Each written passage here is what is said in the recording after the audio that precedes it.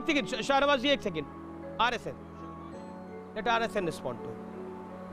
नहीं, ये जलाने की बात कर रहे हैं तो 71 में देखिए पाकिस्तान जल उठा था, 2 टुकड़े हुए। अब इंतज़ार कीजिए चाइना का। और केवल हम ही नहीं ये कह रहे हैं, दुनिया के तमाम लोग कह रहे हैं कि हो सकता है ये ऐसा। अब उसकी जो वो जलने का मतलब है कि उसके बिखरने का। जी हमारे पास तो हम इंदिरा भस्म जी की बात नहीं कर रहे। आपके बीच में आरएसएन नहीं बोले। क्या है मुझे बताइए, आज क्या है देश के पास? इंदिरा जी की शक्ति थी 71 में, 69 में रॉ बनाया, 2 साल में पाकिस्तान के टुकड़े किए। इनने क्या किया 6 साल में, 12 साल में? भाजपा वालों ने सिर्फ झूठ, सिर्फ लड़ाई, हिंदू को मुसलमान से लड़वाया। आज इससे लड़ो, आज उससे लड़ो। हर दुश्मन हमारा बन चुका है इस वक्त। और चाइना से हम डर रहे हैं। अरे क्यों डर रहे हैं? ये भगवान राम का देश ही नहीं डरेगा। अगर ये भाजपा वाले डरते हैं, सत्ता छोड़ दें, छोड़ दें सत्ता। माजिद हैदरी, तुम नरेंद्र मोदी को हेट कर सकते हो, बीजेपी को हेट कर सकते हो, देश को तो हेट ना करो कम से कम। शांत रहो आप। आरएसएन। नहीं, मैं कह रहा था कि देखिए दो बड़ी अहम चीज़ें हुई हैं। अगर मुआयना करें अभी जो हालात है चाइना के आसपास, उन्होंने ये कोरोना अनलीश किया, बायोलॉजिकल वॉरफेयर, सारे काम अपने कर डाले उस समय। उन्होंने कई वहाँ पे जो आइलैंड्स बनाए थे उनको अलग अलग 2 डिस्ट्रिक्ट में कन्वर्ट किया। वियतनाम का वेसल वो किया, हांगकांग को वो किया, हांगकांग पर अपना कानून थोपा। और आपने देखा होगा कि 2 एयरक्राफ्ट कैरियर जो थे यूएस को, उसको एफ्लिक्ट किया कोरोना वायरस से। हमारे यहाँ भी उन्होंने कोशिश की और उनका यही कैलकुलेशन था कि इस बायोलॉजिकल वॉरफेयर की आड़ में हिंदुस्तान। एक मिनट, धरती खा गए वो लद्दाख में। लद्दाख में चुप कर, आप कोशिश कर रहे हैं। धरती माँ है, सब देशवासियों की धरती है वो। झूठ बोल रहे हैं आप इस डेट, आज झूठ बोल रहे हैं इस डिबेट पे। इसके साथ क्या है? आप के साथ बैठ कर तुम लोग को बात कर पाते हो? गलवान वैली में कब्जा हो गया है, हमारी जमीन ले गया चाइना, हमारे घोड़े ले गया चाइना, हमारे मवेशी ले गया चाइना। आरएसएन आप रुकिए, आप क्यों बात के जा रहे हैं? आप क्यों छोड़ रहे हैं डिबेट को? रोज इनको ऑडियो में म्यूट कर दिया, आप अपनी बात को रखिए। हम सीरियस बात कर रहे हैं, पढ़े लिखे आदमी, हम बात कर रहे हैं, इसको उठा के ले आते हो कहीं से।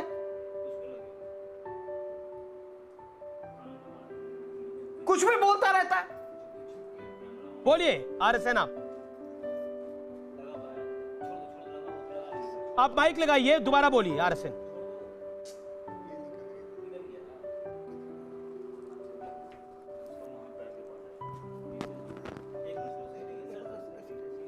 आरएसएन को दिखाइए पिक्चर के अंदर। आरएसएन सिंह, मैंने उनको ऑडियो म्यूट कर रखा है, आप अपनी बात को रखिए। जी। और आपको बहस छोड़ने की जरूरत नहीं है, ये लोग छो जाएंगे बहस को छोड़कर। नहीं, रोज का क्या, हम भैया, हमको कोई मतलब कुछ भी बोलता रहता है देश के खिलाफ। रोज इसको मैं आज से नहीं देख रहा हूं, कई सालों से देख रहा हूं। अब ये टोपी पहन के आ जाता है, पहले टोपी नहीं पहनता था। कुछ भी बोलता रहता है देश के खिलाफ।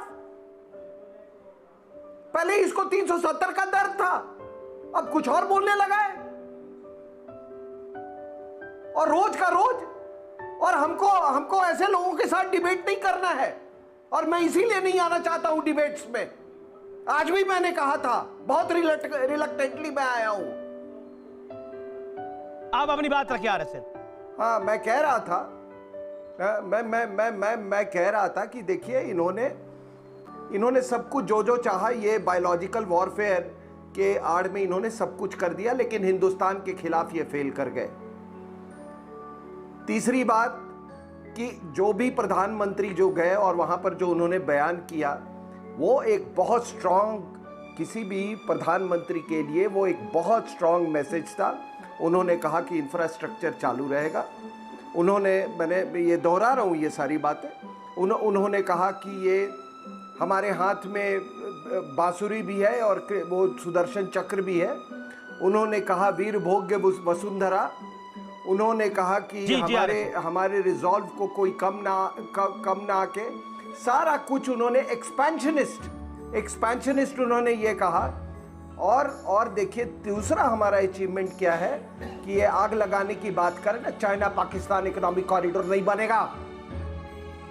अगर वो गलवान से गए हैं तो चाइना पाकिस्तान इकोनॉमिक, हम डीबीओ तक रहेंगे और चाइना पाकिस्तान इकोनॉमिक कॉरिडोर हमारी टेरिटरी से गुजर के जाती है, नहीं बनेगा। और ये जो सरकार आरएसएस तो कुछ कर नहीं रही है, ये देश को झूठे वादे दे रहे हैं 6 साल से। हाँ तो तुमको आप लोग तो रफेल नहीं, तुमको 370 हटा के तुम्हारी दुकान बंद कर दी है। तुम्हारा 370 हटा के तुम्हारी दुकान बंद कर दी है। चल हट, मेरी दुकान की फिक्र छोड़िए, मुझे देश की फिक्र है। चलो तो अभी टोपी पहन के नई दुकान, ये टोपी और टाई का क्या कॉम्बिनेशन है ये बताओ? ये टोपी और टाई का क्या कॉम्बिनेशन है? या तो टोपी पहन लो या टाई पहन लो। आपको मेरी टोपी से क्या तकलीफ है? नहीं तो टाई मत पहनो ना। नहीं पहले तो नहीं थे ना। नहीं तो टाई मत पहनो ना, तो टाई मत पहनो। चल हट। मुसलमान ने दाढ़ी क्यों रखी है? हाँ ठीक है। अगर क्या भारत के कब्जे में है या भारत सिर्फ वहां पेट्रोलिंग करता है, यथास्थिति है? What is your take RSS? देखिए, जब आप कहीं तक पेट्रोलिंग करते हैं तो पेट्रोलिंग का मतलब है कि वो एरिया आपके कब्जे में है, वरना वो ये। दूसरी बात कि ये कहाँ किसी ने कहा कि इंट्रूजन की कोशिश की गई, ये तो अब अभी भी हो रही होगी शायद इंट्रूजन की कोशिश, उठा के फेंक दिया। ये जो अपने 20 जवान जो मारे गए, वो कर्नल साहब जो मारे गए, वो क्यों मारे गए? वो इसी में क्योंकि वो इंट्रूजन करने की कोशिश कर रहा था, उनका टेंट जला दिया, उनकी गर्दन तोड़ दी। तो अगर कोई कहता है कि आज हमारे पास कहीं उनका इंट्रूजन नहीं, तो इसमें गलत क्या? तो और फिर मैं कह रहा हूं कि क्या उसके मतलब वो ये 20 लोगों जो शहीद हुए उसके बाद मतलब कब्जा हो गया आपका कहने का मतलब क्या है? मैं फिर कह रहा हूं कि राजनीति, आप इंफ्रास्ट्रक्चर डिप्लोमेसी, इस पे आप क्वेश्चन कर सकते हैं सरकार में, और इंफ्रास्ट्रक्चर में भी याद रखिए। आप लोग सिक्योरिटी एक्सपर्ट को समझाइए क्या कहने का मतलब है राहुल जी का या आपका, जी जब आप बोलते हैं सरेंडर कर दी जमीन। जी लेफ्टिनेंट जनरल एचएस पनाग साहब का नहीं, जो सीक्रेट अंडरस्टैंडिंग करता हो चाइना से जाके, उसकी भी नस्ल खराब है जी। उसकी हिंदुस्तानी नस्ल नहीं हो सकती, कोई भी हो। सुन लीजिए भाई, भी जो सीक्रेट अंडरस्टैंडिंग। और मुझे अभी तक ये है कि अभी तक इनको जेल क्यों नहीं भेजा गया है? मुझे नरेंद्र मोदी सरकार से ये उम्मीद नहीं थी। मैं समझ रहा था कि ये वो अभी तक जेल में होंगे या उनका अभी तक इंटरोगेशन हो रहा होगा, और उनको इतनी बिल्कुल आप सुनेंगे मेरी बात। हिंदुस्तानी नस्ल का आदमी नहीं ये काम कर सकता है कि सीक्रेट अंडरस्टैंडिंग करे। और अगर इस पे अगर कुछ हुआ तो आप देख लीजिए आप। ओके, मैं अमीश भाई जी, आपको मेरी आवाज आ रही? बिल्कुल। मैं लेफ्टिनेंट जनरल एचएस पनाग, जो जीओसी कमांडर रहे हुए, जिनको लिए कुछ अभी बोल रहे थे छोड़ो यार, चंडीगढ़ लॉबी का प्लीज सर, वो मुझे मालूम है ये चंडीगढ़ लॉबी में कौन कौन बैठा हुआ है यहाँ पे। सर मैं तो लॉबी समझता नहीं ना सर, मालूम मेरे तो जीओसी कमांडर लिखेंगे वो पढ़ के सुना रहा हूँ सर। आप बहुत समझते हैं, आप बीजिंग तक आपका तो सीक्रेट पैक्ट होता है। और फिर कह रहा हूँ कि जो भी सीक्रेट पैक्ट करता है मैं चुप हो जाता हूँ, वो उसकी नस्ल हिंदुस्तानी हो ही नहीं सकती है। मेरी टर्न आए मनीष भाई, जब बता दीजिएगा। आरएसएन अपनी टर्न का वेट करिए, बोलिए गौरव। मैं ये कह रहा हूँ लेफ्टिनेंट जनरल पनाग, जो जीओसी कमांडर नॉर्थ रहे हुए हैं, जिनके लिए आरएसएन साहब ने अपशब्द यूज किए, मैं तो मेरे देश के किसी सैनिक के खिलाफ नहीं करूंगा, क्योंकि मैं सबका सम्मान करता हूँ। उनका मानना है उन्होंने अपने लेख में। आप प्लीज सर सुनेंगे नहीं तो फिर मैं कैसे बोलूंगा? मैं चुप हो जाता हूँ। आरएसएन, ट्रंप की विजिट को आप ऐसे देखते हैं जैसे जनाब देख रहे हैं? नहीं, देखिए, दुनिया भर के जितने जिहादी लोग हैं उनके अपने कारण होंगे। वो अमेरिका के खिलाफ रहे हैं, हमारे देश के भी जिहादी लोग हैं, उनका वो अपना विचार है, उनका अपना निर्णय है, उस पर मुझे। लेकिन ये ट्रंप साहब जो इस्लामिक टेरर के बारे में कह रहे हैं, वो अपने नजरिए से देख रहे हैं, वो आईसिस के नजरिए से देख रहे हैं, वो अल कायदा के। लेकिन साहब, हमको इस्लामिक टेरर किसी को सिखाने की जरूरत नहीं है।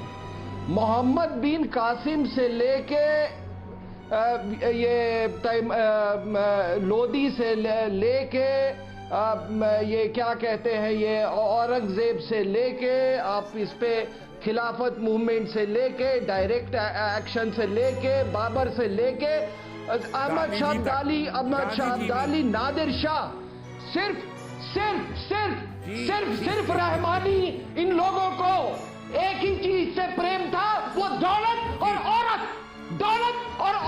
और इसीलिए इस पैनल पर एक आदमी ने एक इतना भद्दा कमेंट दिया, क्योंकि आपके जहन में आप हंसो मत, तुम्हारे जहन में केवल दो ही चीज है, दौलत और औरत। आप पूरा इतिहास पढ़ लो, बीमारी है, पूरा ये एक जहनी बीमारी है। इन्होंने दो ही चीज, ये एक जहनी बीमारी है। नादिर शाह क्या लूट के ले गया था? ये एक जहनी बीमारी का इजहार है जो आप कर रहे हैं। आप सब्जेक्ट पे बात करेंगे नहीं। आपको मोहम्मद बिन कासिम से लेके 1000 साल की इस तारीख से आप शर्मिंदा हैं, जिसमें आप जैसे कॉलोनियल माइंडसेट को कोई मौका नहीं मिला। आप जैसे कॉलोनियल माइंडसेट को कोई मौका नहीं मिला। 1000 साल की पूरी तारीख को आप काट के फेंक देना चाहते हैं, उसको कॉम्प्लेक्स है। ये आपका इंफीरियरिटी कॉम्प्लेक्स है। और मैं वही कह रहा था कि आका आ गए। मैंने इसीलिए कहा कि आका आ गए, तो आप पीछे जा रहे हैं। और सोने को गोश्त चाहिए, तुमको केवल खाने को गोश्त और सेवन को और सोने को गोश्त चाहिए। You only want is wealth and women. Complex है। आपका एहसास नदामत है। ये आपके अपने आप से शर्मिंदगी है। आप अपने आप से शर्मिंदा है। आप अपने आप से शर्मिंदा है। वो सूअर जिंदा वही ले गया। आप शर्मिंदा है अपने आप से। और तुम अपनी बात रख रहे हैं भाई, तो अपनी बात रख रहे हैं। एक सेकंड इसको ना ये डोनाल्ड ट्रंप की विजिट को आप ऐसे मत जोड़िए। नहीं शोएब जवाई नॉट फेयर शोएब जवाई। एक सेकंड मेरे साथ मेरे एक सेकंड की श्रीनगर तो छोड़ो, अब मुजफ्फराबाद बचाने के लाले हैं। अब आप मुझे बताइए जी, अब आप धीरज रख के मेरा जवाब भी सुनिएगा जी, इत्मीनान से बोलिएगा। इमरान खान जो हमारे प्रधानमंत्री हैं, उनकी इस reputation all over the world, दुनिया उनके क्रेडेंशियल से अच्छे तरीके से वाकिफ है। अनलाइक मोदी जो कि कत्लो गारतगिरी में बदनामे जमाना थे, जिन पे 10 साल अमेरिका और यूरोप ने पाबंदी लगाई रखी, और आप उनको 2 बार प्रधानमंत्री के तौर पर चुनते हैं। ये बदकिस्मती है भारत। नहीं, अब किसकी किस्मत है और किसकी बदकिस्मती है मैं जानता हूं। नरेंद्र मोदी का भारत का दोबारा प्रधानमंत्री बनना बदकिस्मती आपकी हो सकती है, भारत की खुशकिस्मती है। फर्स्ट ऑफ ऑल ना यू हैव टू नहीं। देखिए मलिया, यहाँ पर ये बहस सामान्य बहस नहीं है। हिंदुस्तान का सबसे ज्यादा देखे जाने वाला डिबेट शो है, इसलिए मैं कह रहा हूँ कि अपनी बात को आप तार्किक ढंग से रखिए और एक दायरे में रखिए। मेरा निवेदन है आप, that is a humble request. ये गली कूचे की लाल मस्जिद के बाहर की बहस नहीं है। ये गली कूचे की लाल मस्जिद की बाहर की बहस नहीं है कि आप उसमें कुछ भी बोल लेंगे। एक second Maliya hold on. Maliya listen to me. Narendra Modi का भारत का प्रधानमंत्री बनना और अमित शाह का भारत का गृह मंत्री बनना बदकिस्मती पाकिस्तान की हो सकती है, इमरान खान की हो सकती है, मैं समझ सकता हूं। लेकिन यह बात बताइए, आपका मुल्क का प्रधानमंत्री जिहाद की बात करता है, वो हिंदू मुसलमान की बात करता है, और वो तरक्की चाहता है अपने देश के अंदर। गड्ढे में घुसा हुआ पाकिस्तान वो तो गड्ढे में घुसाना चाहता है। नेहरू और गांधी का था।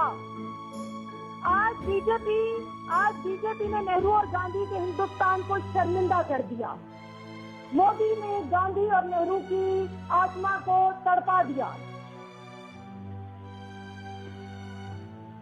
ठीक है, मैं जवाब आपने जो बात बोली, मैं RSN सिंह से उसका जवाब ले लेता हूं। RSN Singh, okay RSN Singh, now you respond. आपने सुना, आपने इमरान खान को भी सुना, आपने बिलावल भुट्टो को भी सुना, आपने कमर चीमा को भी सुना, और अभी मलिया को भी सुना। जो कह रही थी, मलिया अपनी टर्न पे बोलिएगा। इंडियन साइड से RSN सिंह बोल रहे हैं, अपनी टर्न पे बोलिए।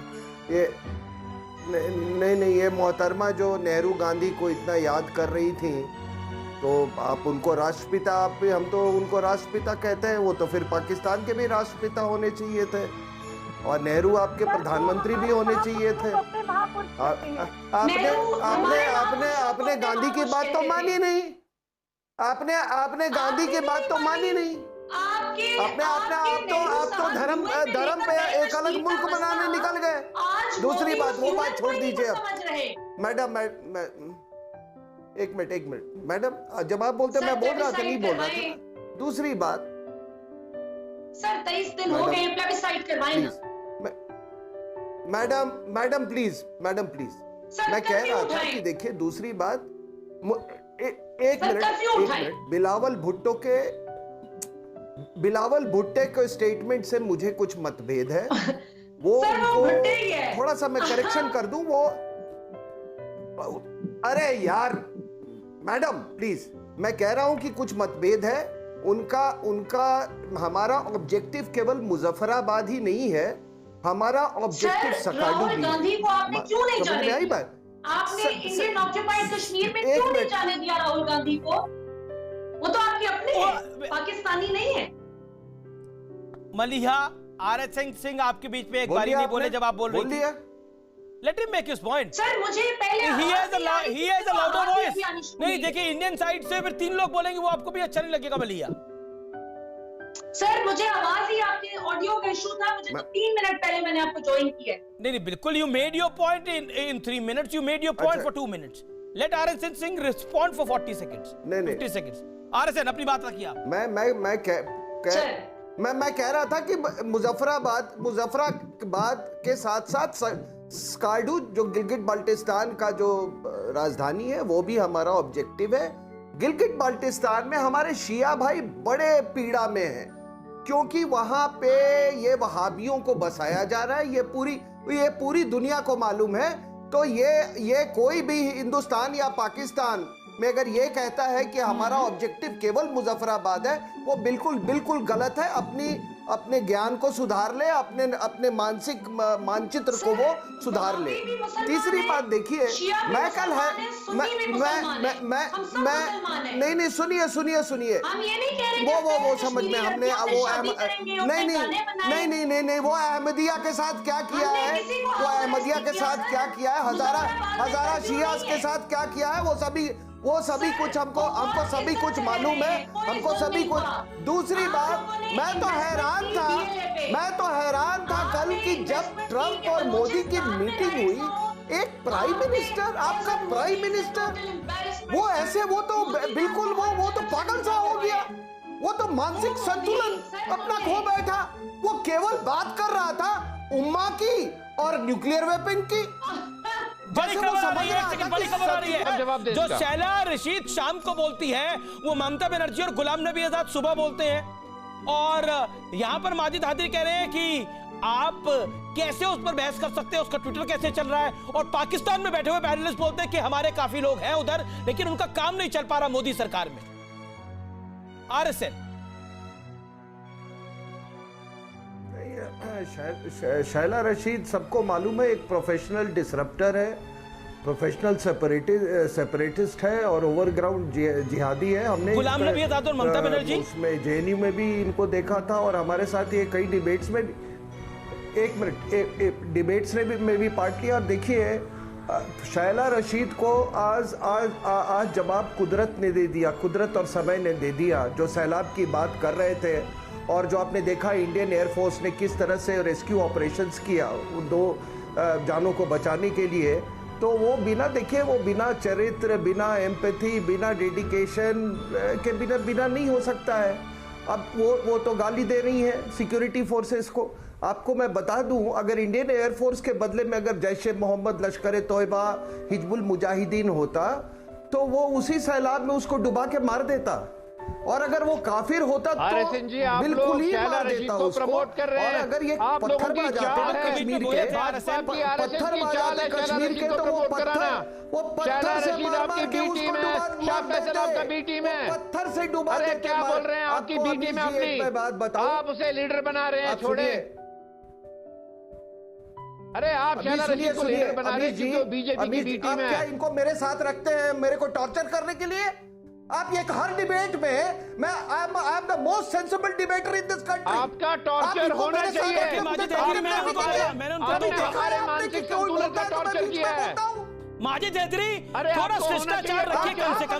क्या किया आप लोगों ने हमारे साथ? जी तो मैं डिबेट में नहीं होगा। क्या किया? मैं तो खुश हूँ। अब ये कौन सा तरीका है? मैं खुश हूँ, मैं खुश हूँ। आपको ये कौन सा तरीका है? एक आदमी एक बार बोल सकता है। आपको अरे 72 साल में किसी को तो मेरे से टॉर्चर हुआ, मेरे लफ्जों से टॉर्चर हुआ। 10 लाख लोगों अरे मैं को शुक्र हूँ, मैं जो अल्लाह का पार्टीशन शुक्र के करता मारे थे हूँ। उनको क्या मानसिकता आपकी माजिद हैदरी? तुमने 2.5 लाख अल्लाह का शुक्र कर रहे हो टॉर्चर करने के लिए। मैं अब शुक्र जो- करता अरे हूँ। अल्लाह को प्रार्थना करो कि सैलाब से लोगों की जाने बच जाए। डिबेट में जीत चुका कि किसी को मेरे अल्फाज से टॉर्चर हुआ। 72 साल का हिसाब मानते हो बेशरम। मैं शुक्र करता हूँ कि किसी को मेरे शब्दों से टॉर्चर हुआ। बस अब मैं कुछ नहीं कहूंगा, अब मैं कुछ नहीं कहूंगा। बस मैं जीत गया, बस अब मैं बात नहीं करूंगा डिबेट में। भूल जाए जो अपने भाषा का ना हो, अपने ज्योग्राफिया का ना हो, अपने इन्वायरमेंट का है, वो कौम मर जाती है। आदमी धर्म के बिना जिंदा रह सकता है, लेकिन माजिद हैदरी आदमी संस्कृति के बिना नहीं जिंदा रह सकता है। आदमी धर्म के बिना जिंदा रह सकता है, संस्कृति के बिना जिंदा नहीं रह सकता है। और तुमने कश्मीरियत को मारा, तुमने अरब की कॉलोनी बनाने की कोशिश की, हम उसी को कश्मीरियत को बहाल करते आए। हम उसी कश्मीरियत को बहाल करते माजिद आए। हैदरी, आप अल्लाह का शुक्र कर रहे हैं टॉर्चर करने के लिए, यही आपकी मानसिकता दिखाता है। आप अल्लाह का शुक्र कर रहे हैं कि मैं किसी को टॉर्चर कर रहा हूँ। अल्लाह का शुक्र टॉर्चर करने के लिए कर रहा हूँ। लाइव डिबेट के अंदर आपने क्या किया अभी? ऊपर वाले के घर में देर अंधेर नहीं है। तुमने ऊपर वाले के घर में देर अंधेर नहीं है। शुक्र शुक्र अल्हम्दुलिल्लाह। बेशरम बोलते हो कि 72 साल ऊपर वाले के घर में देर अंधेर नहीं। आपको मेरे शब्दों से टॉर्चर हुआ, इससे बड़ी मेरे लिए कोई जीत नहीं। इससे बड़ी मेरे लिए कोई जीत नहीं। अल्हम्दुलिल्लाह आपको मेरे शब्दों से टॉर्चर हुआ। कौन था? आपको मेरे शब्दों से टॉर्चर हुआ। माफी चाहता हूँ मैं माजिद हैदरी आपसे। माजिद हैदरी, माजिद हैदरी, ईश्वर अल्लाह दोनों है। और मैं भी बोलता हूँ ला इलाहा इल्लल्लाह मुहम्मदुर रसूलुल्लाह। लेकिन इस तरह का आपने जो संस्कृति का अपना चरित्र दिखाया है लाइव डिबेट के अंदर कि किसी को मैं टॉर्चर कर रहा हूँ, ये इसके लिए मैं अल्लाह का शुक्र करता हूँ। ये कैसी मानसिकता है? ये बीमार मानसिकता है। किसी को टॉर्चर हो रहा है। तारिक फतेह मेरे साथ है। तारिक फतेह कुछ कहना चाह रहे? तारिक फतेह, किसी को टॉर्चर करना अल्लाह का शुक्र है कि मैं किसी को टॉर्चर कर पाया। सिंह साहब सुनिए, देखिए ये बड़ी चतुराई की बात है कि बायोलॉजिकल वॉरफेयर हम पर अनलीश करके, पूरी दुनिया पर अनलीश करके, दो अमेरिकन एयरक्राफ्ट कैरियर को पैरालाइज करके इन्होंने सोचा कि हम, आप देखिए, और ये बायोलॉजिकल वॉरफेयर के बाद क्या क्या होता है। जापान को थ्रेट, ताइवान को थ्रेट, वियतनाम का वेसल गिरा दिया, साउथ चाइना सी के 2 आइलैंड से स्प्रैटली और पार्सल आइलैंड्स को 2 डिस्ट्रिक्ट डिक्लेयर कर दिया। इन वामपंथियों से पूछो कि क्या साउथ चाइना सी चाइना का हिस्सा है? इनसे पूछो, ये नालायक कभी नहीं जवाब देंगे। इन नालायकों से पूछो कि क्या जो जिंगजियांग प्रोविंस में उसका जो रवैया जो है वहाँ मुस्लिम पॉपुलेशन के साथ वो सही है? ये नालायक कभी नहीं जवाब देंगे। इन बाप जानते हैं कौन है? इनका बाप था स्टालिन और इनका बाप था माओ। जब स्टालिन और माओ में जब स्प्लिट हुआ तो ये बेटे जो आपके चैनल पे बैठे हुए थे, इनके औलाद ये भी स्प्लिट कर गए थे। ये भी, अरे ये तो क्रिमिनल लोग हैं। हिंदू मुसलमान में दंगे कराना चाहते हो। ये लुटेरे, इनको ये इंपोर्टेड आइडियोलॉजीज लेके सोशलिज्म, कम्युनिज्म, हिंदू मुसलमानों को लड़वाना, दंगे फैलाना सोशलिज्म और फौजी बन के आते हैं, बीजेपी की बैटिंग बढ़ा के, और ये कम्युनिस्ट का बाप कम्युनिस्ट था। और न्यूट्रल बोलना सीखो, और फौजी हो तो फौजी की तरह रहो। ये वर्ड सोशलिस्ट प्रियम्बल में क्यों नहीं वो कर रहे हैं? उन्होंने मना कर दिया। उन्होंने कहा कि ये इंपोर्टेड आइडियोलॉजी है और हमारे आने वाली पीढ़ियां इससे बेहतर कॉन्सेप्ट लेके आएंगी। तो ये इन नालायकों से आप इनको इज्जत देते हैं, हर चैनल में बुला के इज्जत देते हैं। इनका बाप तो स्टालिन और माओ था। ये पूछो इनसे कि क्या साउथ चाइना सी चाइना का है? पूछो इनसे। तमीज में रहो। शब्दों की मर्यादा सभी रखें, शब्दों की मर्यादा सभी रखें प्लीज, सबसे रिक्वेस्ट है, शब्दों की मर्यादा सभी रखें। सुनील चोपड़ा जी, कॉरिडोर सही है? तो ये को समझाइए, फौजी नहीं पता नहीं कहां से ये। ना एक मिनट मैं सबको रिक्वेस्ट कर रहा हूं, चोपड़ा जी, क्या साउथ चाइना सी चाइना का है बताइए, जवाब दीजिए। क्या साउथ चाइना सी पर अतिक्रमण नहीं कर रखा है चाइना ने? क्या चाइना का रवैया विस्तारवादी नहीं है? बोलते हो ना श्रीवास्तव, इंटेलेक्चुअल, ये बकरे वाली दाढ़ी रखने से कोई इंटेलेक्चुअल नहीं हो जाता है, बेशरम कहीं। अरे आरएसएन सिंह, तुम में बुद्धि है ही नहीं, तुम इंटेलेक्चुअल बात कर ही नहीं सकते। दोनों से संयम की बात कर रहा हूं। बीजेपी की चाटुकारिता करके सरकार से नौकरी चाहते हो, सरकार से पोजीशन चाहते हो। सुनील चोपड़ा के दाढ़ी का मेंटेनेंस का, अरे मेरे भाई, तुम्हें कोई पोस्ट नहीं मिलेगी सरकार में, इसलिए नरेंद्र मोदी की चाटुकारिता बंद कर दो। फौजी हो, फौजी की मर्यादा में रहो, और फौजी की मर्यादा में बोलो। जवाब दो, जवाब दो, जवाब दो, जवाब दो। अरे आरएसएन सिंह, फौजी हो, नरेंद्र मोदी की चाटुकारिता मत करो, बीजेपी की बैटिंग मत करो, फौजी की तरह बोलो, मर्यादा में रहो, अच्छा लगेगा। ठीक है, मैं जनरल सिन्हा को इंटरव्यू करने के लिए बोलूंगा, किसी को ऑडियो नहीं, सिर्फ जनरल सिन्हा को ऑडियो। चुप रहो, मुंह मत खोलो। ये दाढ़ी के मेंटेनेंस के पैसे तुम करते क्या? What do you do for your living? What do you do for your living? And what does the Sunil Chopra do for his living? Majid Haidari चले गए हैं, लेकिन उन्होंने एक शब्द कहा, मुसलमान पैनलिस्ट। सिंह साहब के साथ बैठना नहीं चाहते भाई, ये हिंदू और मुसलमान पैनलिस्ट कब क्या होते हैं? माजिद हैदरी जी बताइए, ये हिंदू और मुसलमान पैनलिस्ट क्या होता है?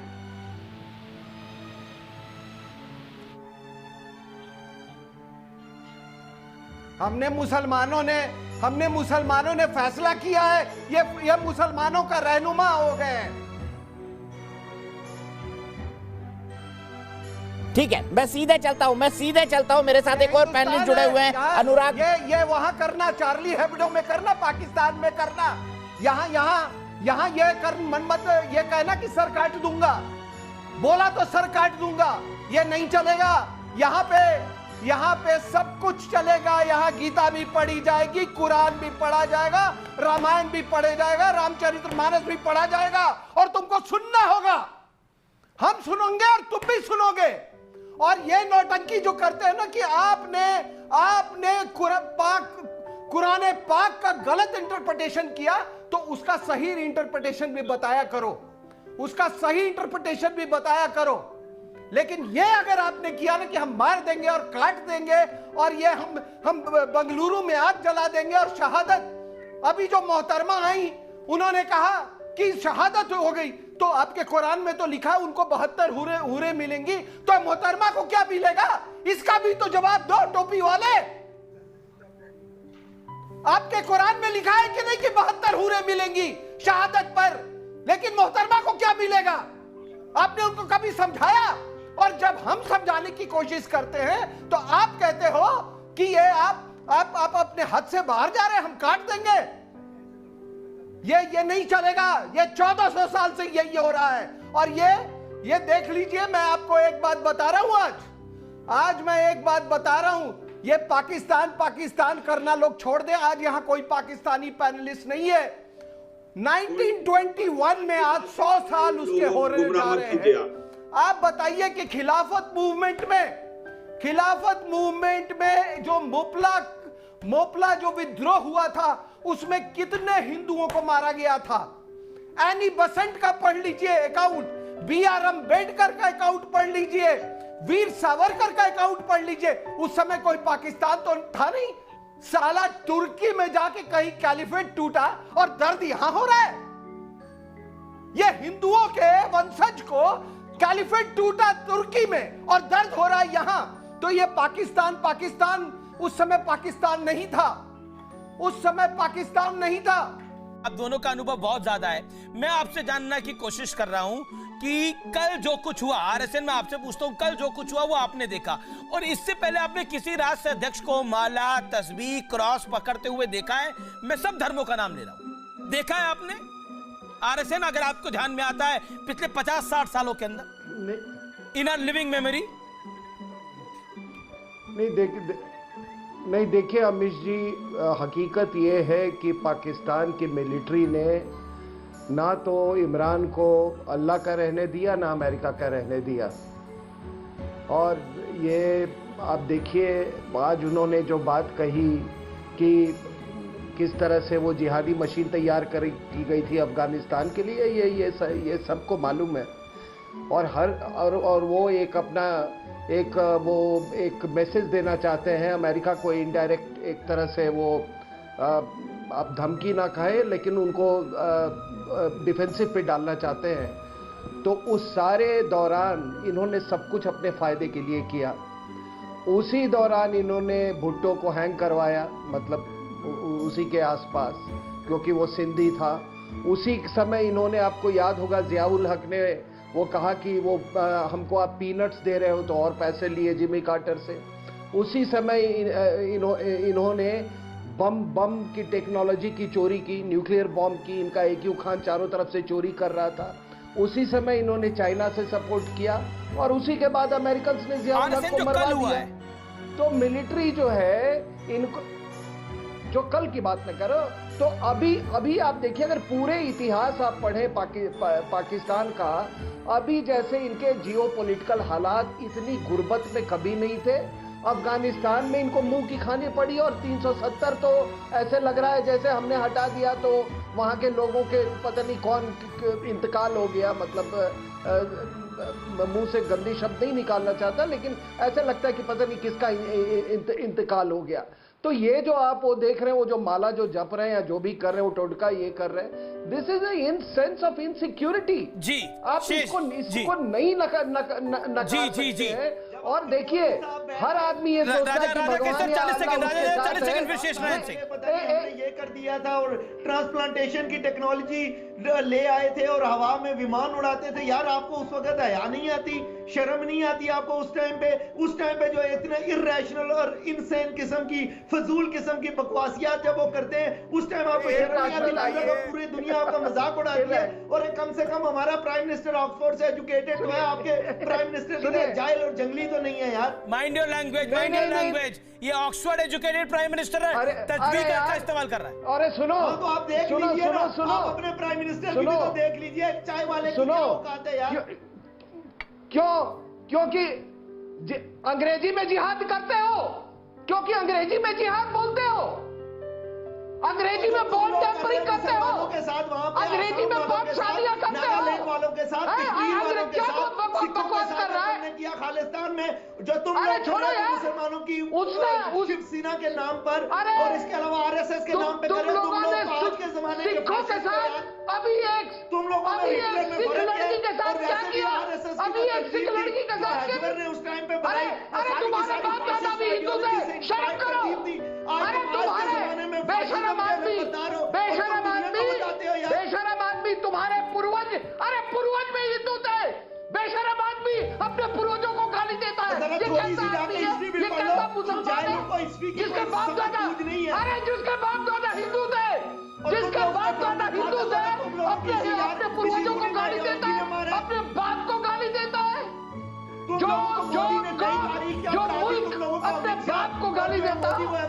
अरे मैं कह रहा हूँ कोई हया कर लो, जहाँ पे तुम्हारा हकानिया सेमिनरी है ना, उसके आसपास तक्षशिला की यूनिवर्सिटी हुआ करती थी। एक अभी वहाँ बंगाली स्कूल निकला है जो 0 तुम्हारे ऊपर हुकूमत की है। अरे तो यही तो कह रहा हूँ, जो तुम गाली दे रहे हो ना, जो तुम मॉडिफाई करने की कोशिश करते हो। अरे छोड़ो यार, खुद आर्यन है, तुम मैं इतना किसको फजूल और बेवकूफ बना रहे हो यार। एहसास कमतरी के मारे हुए लोग हो तुम। अरे तो जाहिल कुत्ते तो हमेशा इन्वेट करते हैं, तो उसमें तो हमेशा इन्वेट करते हैं, उसमें क्या है। लेकिन ये मत भूलना कि तुम्हारे बाप दादा हिंदू थे और गाली मत दिया करो अपने पूर्वजों को। बेशरम आदमी मॉब लिंचिंग के नाम पर कश्मीर में आज 50% दाखिल हो चुका है। नहीं, देखिए, मुझे लगता है भाषा की मर्यादा रखनी चाहिए। RSN माय रिक्वेस्ट, देखिए, अगर कोई उत्तेजित कर रहा है तो उत्तेजना में गाली नहीं देनी चाहिए, मेरा निवेदन ये है। बहुत सीधे सदके 2-3 सवाल, राजा साहब ने भी 2-3 अल्फाज इस्तेमाल किए। नहीं, गलत अल्फाजों का इस्तेमाल करा, हाईली ऑब्जेक्टेड। लेकिन नहीं, राजा केसर ने भी, लेकिन मैं 2 चीज, ये टाइटल रखते हैं चौधरी, ये कहां से, ये इनके पूर्वजों से नहीं आए तो कहां से आया। नहीं, Raja Kesar, how dare you said about our prime minister, how dare you said about our prime minister. आप सोचिए, आप किसकी बात कर रहे हैं? उस प्रधानमंत्री की जिसने पानी पिला रखा है आप लोगों को, सर्जिकल स्ट्राइक, 12 करोड़ 370, आपकी हालत खराब कर रखी है। कल इमरान खान की हालत देखने वाली थी आप, अगर नहीं देख सकते तो विजुअल में देखिए। आप भी खुद अपने अंदर से जानते हैं, अपनी अंतरात्मा से जानते हैं कि तस्दीक का इस्तेमाल करके इमरान खान ने कितनी फजीहत कराई है आप लोगों की। कल आपने एक प्लांटेड जर्नलिस्ट वहां पे रखा, उसका क्या हश्र हुआ है वहां पर? इमरान खान के सामने पूछा कहां से ले आते हैं? ऐसे कभी देखा आपने? शेष नारायण सिंह, एक सेकंड और ऑडियो सुनाओ। Shesh Narayan Singh, Gaurav Bhatia on screen, Qamar Cheema on screen, hold on. Raja Kesar control yourself, this is not done. Raja Kesar एहसास कमतरी शब्द प्रयोग कर रहे हैं।